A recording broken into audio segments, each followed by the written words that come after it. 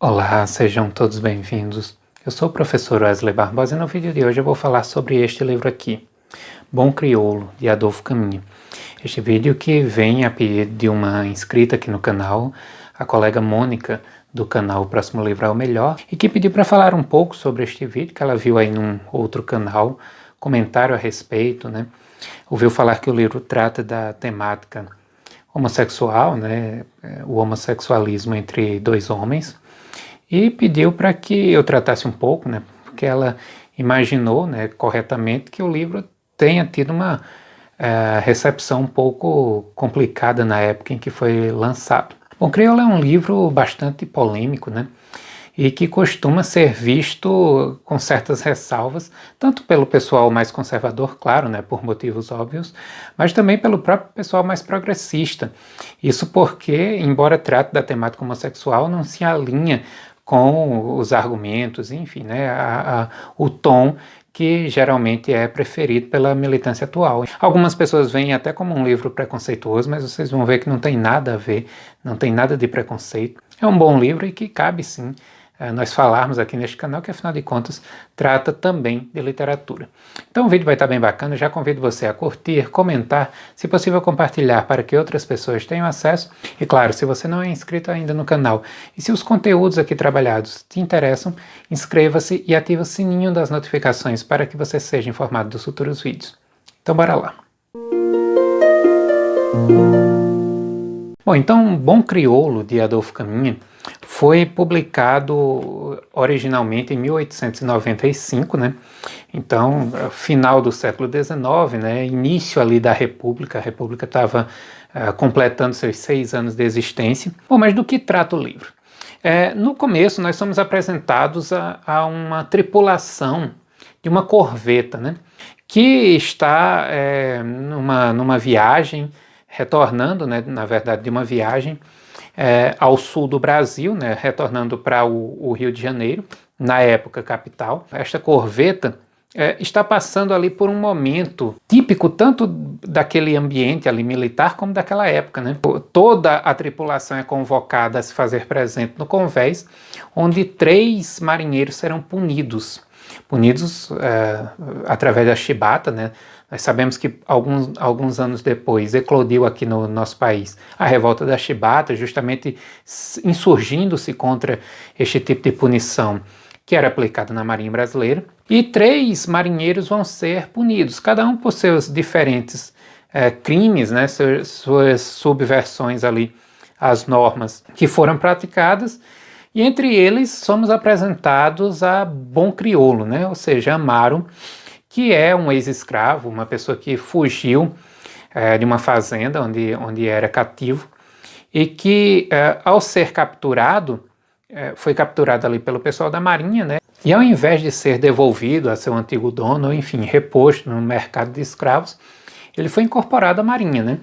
Então, a partir dali ele era marinheiro, trabalhava como qualquer outro marinheiro e tinha seu soldo, ou seja, vejam a mudança de vida. Mudança de vida esta que encantou, a princípio, o próprio Amaro, né? Afinal de contas, nós estamos diante de uma pessoa que pela primeira vez na vida se sente livre, né? Sente-se, claro, passando pelas dificuldades do trabalho, enfim, sendo punido ali na Marinha, mas como ele mesmo diz, né? Punido como qualquer outro homem, né? Ele não era visto como um negro ou coisa do tipo, ele era visto como um marinheiro, né? E na hora de ser punido, era punido assim como todos os outros, de qualquer cor. Inclusive, um dos trechos aqui do início do livro, na página 38, deixa isso bem claro, onde diz-se que a disciplina militar, com todos os seus excessos, não se comparava ao penoso trabalho da fazenda, ao regime terrível do tronco e do chicote. Havia muita diferença. Ali, ao menos na fortaleza, ele tinha sua maca, seu travesseiro, sua roupa limpa e comia bem, a fartar, como qualquer pessoa. Hoje boa carne cozida, amanhã suculenta feijoada e, às sextas-feiras, um bacalhauzinho com pimenta e sangue de Cristo. Para que vida melhor? Depois, a liberdade, minha gente, só a liberdade valia por tudo. Ali não se olhava a cor ou a raça do marinheiro, todos eram iguais. Tinham as mesmas regalias, o mesmo serviço, a mesma folga. E somos apresentados, além deste fato, né, de um marinheiro aí, ex-escravo, deslumbrado com sua liberdade, também com alguém que era muito assíduo ao trabalho, que cumpria suas obrigações com muita responsabilidade, que estava sempre disposto a atender a todas as ordens. Um marinheiro que por isso mesmo era muito respeitado por todos a bordo, né? Tanto pelos superiores quanto pelos demais marinheiros. Isso também devido à sua força, né? E há com relação a isso, né, uma descrição bastante direta, né, da força física, dos músculos, do porte de bom crioulo. Então ele impunha respeito tanto pelo seu comportamento como também pela sua força física. E foi justamente por causa da força física que ele estava sendo punido, né? Afinal de contas, ele tinha, na véspera, agredido bastante um companheiro ali, né, um marinheiro, porque tinha desagradado, ofendido um outro marinheiro, né, o Grumete Aleixo. E aí nós somos apresentados a um outro personagem da história, um marinheiro de primeira viagem, né? Um marinheiro que embarca lá no sul do país, ou seja, eles fazem essa viagem, né, do Rio de Janeiro para o sul, e quando retornam trazem ali, talvez entre outros também, mas isso não é citado, trazem ali Aleixo, que é um adolescente, né, um marinheiro de 15 anos, que também tinha uma vida um pouco dura, né? Não era escravo, claro, mas era filho de pescadores, também de uma família pobre e tal, e também vai vivenciar essa experiência, né, de conhecer novos lugares, de se sentir livre a partir da marinha.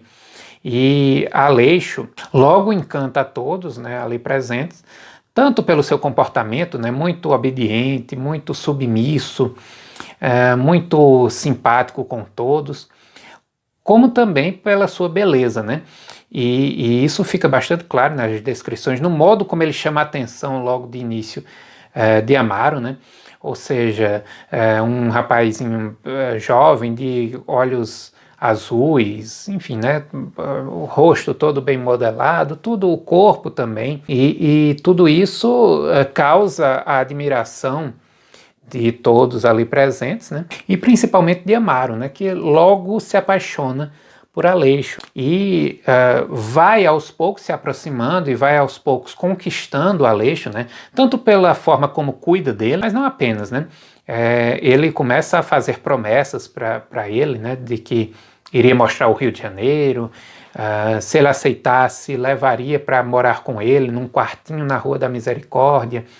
E tudo isso vai encantando o menino, né? Afinal de contas ele quer conhecer o mundo e quer conhecer essa cidade desconhecida, que é o Rio de Janeiro, e assim ele acaba aceitando, né?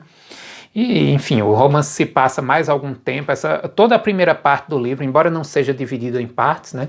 Mas podemos sim dividir o livro didaticamente aqui, em duas partes. Uma primeira parte em que eles estão ainda na corveta, nessa viagem, né, de volta, em que nós conhecemos os dois personagens, conhecemos suas personalidades, conhecemos o ambiente a bordo daquele navio. E um segundo momento, onde já em terra, né, eles recebem a sua folga e partem para esse quartinho da Rua da Misericórdia, onde Amaro já estivera antes, né?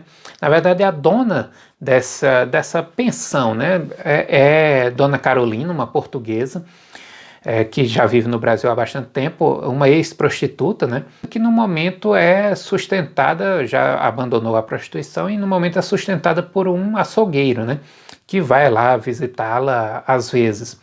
Esse açougueiro é quem paga o aluguel do sobrado, né, em que ela vive e em que ela alugava os quartos, e também manda carne, essas coisas, né. Ficamos sabendo também que ela fora salva por Amaro. Em determinado momento ela estava para ser roubada na rua e Amaro chega e salva ela. Amaro sempre muito solícito, um caráter da personalidade dele, ele era uma pessoa que nós percebemos ao longo do livro que gostava de ajudar, não apenas no caso de Dona Carolina, mas tem uma cena lá em que tem um homem se debatendo lá, tendo convulsões, e ele vai lá, pega tinha dois soldados que não conseguiam levantar o homem, ele pega sozinho, coloca no ombro e leva para o hospital. Enfim, ele tem uma personalidade incrível quando não está bebendo, tá? Quando ele está bebendo, ele se transforma e tal, mas quando não, ele é uma pessoa incrível, né? Respeitada, amiga, fiel, muito fiel. E, enfim, isso aí a gente vê ao longo de todo o livro e fica bastante claro este caráter sempre prestativo dele quando ele vai lá e salva a Dona Carolina, né? E a partir daí surge essa amizade, ele passa também a se hospedar naquele quartinho quando não está em serviço na marinha, e é para lá que ele leva Aleixo. E ao chegar ele pede o quarto, ela diz, eu vou te colocar lá em cima, num lugar bem discreto, no sótão. E é aí onde eles formam o seu ninho de amor, né? Bom Crioulo vai aos poucos enchendo aquilo ali de enfeites, né? Nós percebemos que há uma relação muito mais da parte, uma relação afetiva, muito mais da parte de Bom Crioulo, de Amaro, do que da parte de Aleixo, né? O interesse de Aleixo, se existiu em algum momento, mas me parece que não, vai se esvaindo ao longo do livro, e nós percebemos que até o interesse físico mesmo não havia por parte de Aleixo, né? Tanto que em determinado momento ele diz, vai logo com isso, né? E em outros momentos ele diz, a vida tá perfeita aqui, sou feliz, tenho meu quartinho, tenho minha função na marinha. O que não me agrada é algo como as perversões de Amaro, mas paciência, isso aí a gente se acostuma. E num determinado momento isso fica bastante claro, ele realmente se aborrece, não quer mais, mas é lógico, né? Amaro é uma pessoa violenta quando contrariado, a gente vê isso ao longo de vários momentos no livro, principalmente quando bebe, e Aleixo tem medo, né, de chegar para ele e dizer que não quer mais nada. Até que, num determinado momento, Amaro é transferido de navio. Ele deixa a corveta e passa a prestar seus serviços num encouraçado, né? Um navio bem maior, enfim, a vapor e tudo mais. E é nesse momento em que Aleixo se liberta de Amaro e vai ter uma vida um pouco diferente, né? Amaro chega no novo navio e lá tem um comandante que tem uma certa disciplina, e ao ouvir falar da fama de Amaro, ele diz, então é melhor a gente dar menos folga para ele não ter acesso à bebida e tal. Então decide-se que ele vai ter folga apenas uma vez no mês. Aleixo, lá no quartinho, fica à vontade, né? E ele já pensa, ele começa, né, a idealizar relacionar-se com outros homens, né? Ele diz, Amaro não tem nada a me oferecer, eu posso muito bem arrumar um oficial, já estou acostumado mesmo com isso. Ou seja, vejam que é uma pessoa que não tem interesses homossexuais, homoafetivos, né? Isso é muito mais da parte de Amaro, que se descobre, sim, com interesses pelo sexo masculino. Já por parte de Aleixo isso não ocorre. Aleixo, ao contrário, pensa mesmo em se dar bem em relação a isso, né? Já estou acostumado mesmo. Mas é aí que Dona Carolina entra de vez na história, né? Ela começa diante da ausência de Amaro, ela começa a ter interesse em Aleixo, até que ela chega e se declara. E ao declarar-se, Aleixo acaba se interessando, acaba se envolvendo com ela, né? E é interessante que Aleixo é sempre visto como objeto, né? Tanto de um quanto do outro, né? Embora o narrador não... Até a moça que faz o pós-fácil, ela chama a atenção para o fato de que isso não ocorre por parte do narrador. O narrador nos mostra uma personalidade, nos mostra uma história, mas tanto Amaro quanto a portuguesa, né, quando se referem a Aleixo, quando pensam em Aleixo, quando, enfim, estão com Aleixo, só estão com o seu corpo, com o seu físico, com os seus olhos em mente, né? Então é realmente como se fosse aquela estatuazinha, né, aquele modelo de corpo perfeito, que está ali apenas para a satisfação dos desejos de ambos. O fato é que Aleixo, a essa altura, praticamente esquece Amaro, que por sua vez já havia sido condenado novamente a um novo castigo, um dia em que recebe uma folga e não encontra Aleixo lá no quartinho, né? Ele chega e nesse dia quem não estava de folga era Aleixo, há um desencontro aí, e ele sai de novo e arruma uma briga, e em decorrência disso é punido, E essa punição é tão forte que o leva ao hospital. Ele acaba sofrendo de outros males ali, ferimentos no corpo, coceira e etc. E ele fica um bom tempo internado, e enquanto ele está lá internado, Aleixo está na melhor das vidas, né? Relacionando-se com Dona Carolina, passou basicamente a ser o companheiro dela ali, né? Vai para o quarto dela, sai do sótão, né? Eles fecham o sótão lá, ele passa para o quarto dela, passam a dormir na mesma cama, enfim, é um relacionamento mesmo de casal, né? E isso sem que Amaro desconfie. Ele tem futuramente, né, ele vai ter uma pequena revelação disso quando recebe uma visita lá, o hospital, chega no hospital um ex-colega, né, da Marinha, em que vai visitar outra pessoa lá e encontra com ele, e ele pede notícia, você está onde? Eu ainda estou na corveta, me dê notícia do pessoal. Aí ele aproveita, né, sem dar muita pista, ele aproveita e pergunta sobre Aleixo. Aleixo está amigado com uma rapariga qualquer e tal. E é nesse momento em que Amaro se desespera, né? Ele já havia tentado comunicar-se com Aleixo por meio de um bilhetinho que ele pede para um funcionário do hospital escrever, mas Dona Carolina, quando recebe, Aleixo não está na hora, ela recebe, rasga, só conta a Aleixo depois, mas enfim, aconselha que ele nem procure Amaro, né, e enfim, deixe que ele vai esquecer. Ele acaba esquecendo você e tal. O fato é que Amaro não esquece. Ele se sente realmente abandonado ali naquele momento no hospital, e ele consegue fugir num determinado dia, né?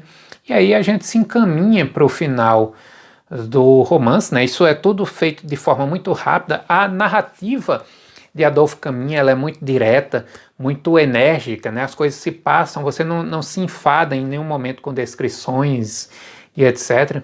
Algo que é muito comum em outro naturalista, né? Que é Aloysio de Azevedo, lá com o Cortiço, por exemplo. Você não vê aqui, né? Então é um livro muito mais dinâmico, muito mais rápido. E no final do romance tudo acontece de forma muito rápida. De repente você vê Amaro fugindo, né, e poucas páginas depois já o desfecho do romance. Eu não vou dar grande spoiler aqui, tá? Mas é lógico que tem que comentar alguma coisa. Ainda que eu não vá falar exatamente o que aconteceu, mas se você não quer nenhum tipo de spoiler, talvez seja ideal você pular aí alguns minutos do vídeo. Mas o fato é que o fim do romance é bastante trágico, né? Nós temos aí uma cena final que está longe de ser uma cena com final feliz, né? E que deixa a sensação de que Amaro não soube em nenhum momento lidar com seus sentimentos, né, para evitar o pior. A gente meio que vem ao longo do livro, é lógico que não foi minha primeira leitura, eu já tinha lido isso aqui em 2007, na minha primeira leitura, a gente já vinha meio que imaginando um final trágico para o livro, porque ele não demonstra em nenhum momento da história ter capacidade de controlar seus impulsos. Bom, mas e aí, como é o livro? Ele tem qualidade? Não tem? Ele defende a homossexualidade? Ele é preconceituoso? Como se situa esse livro? Bom, primeiramente, eu considero o livro um bom livro, esteticamente falando, tá? É lógico que muita gente vai criticar o livro, dizer que ele tem uma estética pobre e tal, para criticar o tema do livro, né? Mas não, né, gente? Eu gosto particularmente de algumas descrições que o autor faz ao longo do livro, em pontos em que ele dá uma pausa na narrativa dinâmica e fluida, para observar um pouco a natureza, o Rio de Janeiro, né? O modo como o sol doura as paisagens, a Serra dos Órgãos, a Baía da Guanabara. Eu gosto dessas imagens.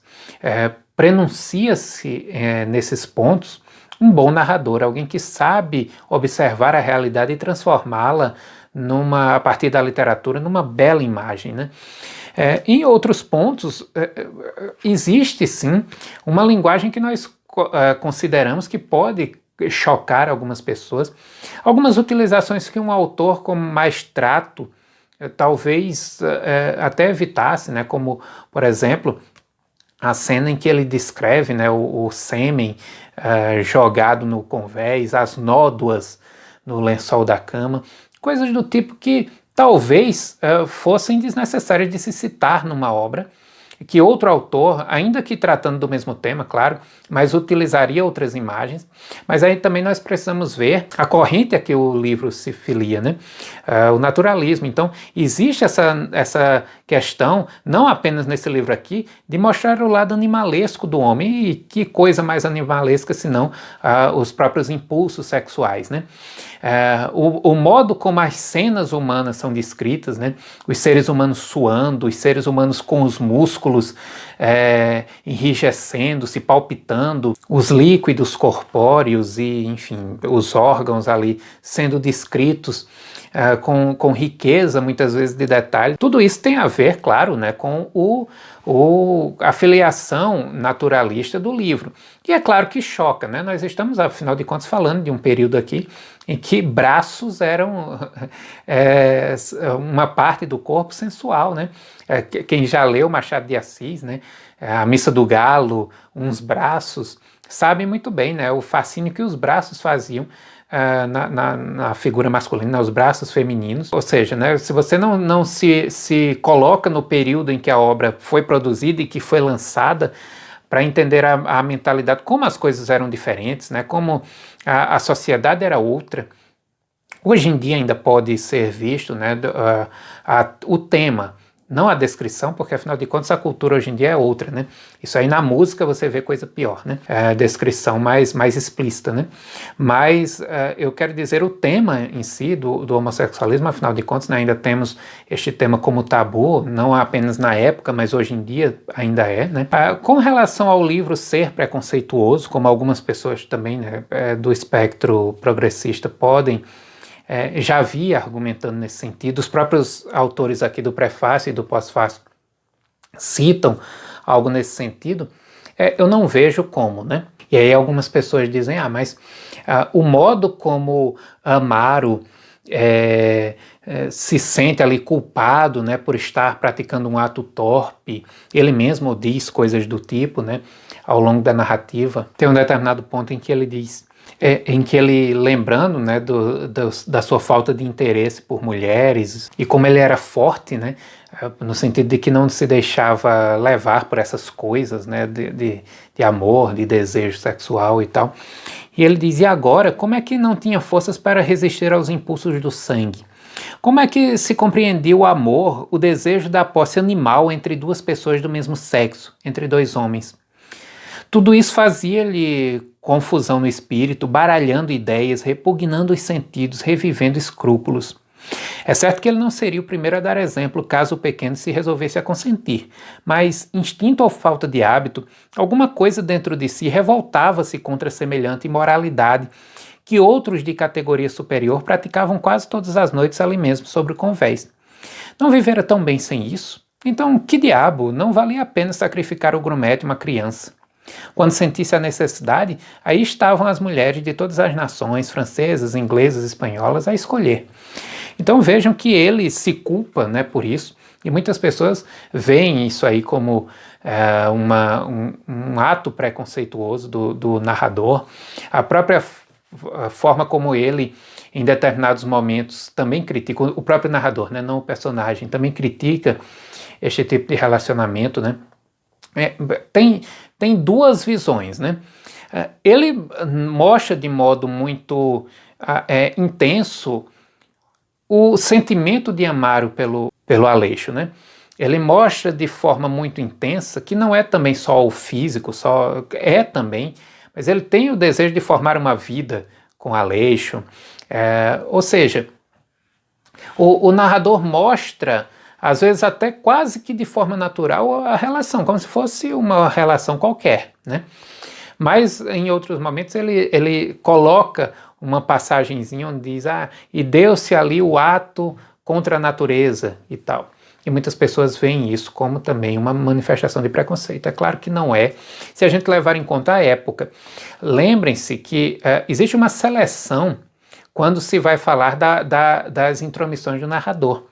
Não se fala, por exemplo, que na cena lá em que o outro marujo, que é um dos que são punidos no começo do livro, em que ele é pego num ato de masturbação, né, no navio, na corveta, Também é o mesmo tipo de julgamento. O ato também é criticado tanto pelos colegas ali, né, pelos companheiros, como pelo próprio narrador, né, como um atentado à natureza. Tem um trecho que é bem significativo, né, onde ele diz: Herculano acabava de cometer, ele foi pego, né, ali, né, foi pego em flagrante, e Herculano acabava de cometer um verdadeiro crime não previsto nos códigos, um crime de lesa natureza, derramando inutilmente no convés seco e estéril a seiva geradora do homem. Então veja, os julgamentos do narrador são julgamentos da sociedade como um todo, né, contra determinados comportamentos que eram vistos como tabus, né, e que às vezes até hoje alguns também são. Não que ele se volte contra a homossexualidade. Perceba que todas essas manifestações do desejo, do instinto sexual, que fogem ao que era aceito, é criticado, tá? A gente sabe que foi um livro criticado, inclusive experimentou aí um ostracismo longo, né, sem ser considerado aí pela crítica durante um bom tempo. Então, a escolha dele de enfrentar tudo isso para colocar este tema no livro já mostra aí um olhar diferenciado, né? Bom, então trata-se aqui de um livro que, na minha opinião, merece sim ser lido, ser comentado, um livro que ainda tem muito a oferecer, né? Muita coisa a ser analisada aqui, do ponto de vista do narrador, do ponto de vista dos personagens, do ponto de vista do espaço. Eu acho muito interessante como o espaço no romance é fundamental. Por exemplo, quando nós percebemos que Amaro se sente mais livre, mais feliz, mais completo em sua liberdade, quando justamente ele está recluso em determinados espaços com Aleixo. Ele não se sente livre na rua, no alto mar, ele se sente livre dentro da corveta ou no quartinho da Rua da Misericórdia, né? Naqueles momentos em que ele tem Aleixo para si e que ele pode usufruir de sua presença, do seu contato, né? É uma obra importante na literatura brasileira pelo seu pioneirismo, pela forma como explora um tema que durante muito tempo, né, continuou sendo único aqui no nosso país, né? Não é também, eu estou falando no nosso país, mas não é algo que também costumava ser amplamente comentado na literatura universal, né? Então vale sim conhecer, vale analisar com seriedade, com comprometimento, né? Livre aí de qualquer tipo de preconceito pré-existente, seja pelo lado mais conservador, que vê aí apenas a questão do homossexualismo, né, para o pessoal que não gosta de ver obras que tratam desse assunto, como também por parte, né, dos progressistas que acham que o livro pode trazer preconceitos. Eu acho que é uma obra que merece sim ser consultada, que merece ser lida, que merece ser respeitada pela importância que ganhou, né? Eu vou deixar aqui na descrição do vídeo o link, né, para quem quiser adquirir o livro, esta bela edição da editora Todavia, um livro muito bom, com um prefácio bacana, um pós-fácio também. É lógico que existem algumas seleções no que é feito, no que é dito aqui, tanto no prefácio como no pós-fácio, né? O fato, por exemplo, de o autor do prefácio dizer que a tradicional moral católica considera a sodomia uma abominação. Ou seja, né, o fato de criticar o cristianismo, que a gente já espera, né, quem está acostumado com a argumentação já sabe como é, mas é lógico que, enfim, né, quem acha que é só no cristianismo, né? Afinal de contas, experimente ser, né, homossexual e que as pessoas descubram, por exemplo, num país muçulmano, né? Então, não é uma exclusividade do catolicismo, mas existe essa insistência, né? Que, enfim, a gente sabe muito bem como é. Mas, fora algumas dessas críticas seletivas que são feitas, é um bom prefácio, é um bom pós-fácio, trazem ambos informações importantes sobre a obra, informações do contexto, informações de influências do autor. Então, vale a pena sim você adquirir esta edição muito bacana da editora Todavia. Mas eu vou deixar também os links para outras edições, caso vocês tenham interesse, tá? Então é isso, eu espero que vocês tenham gostado do vídeo.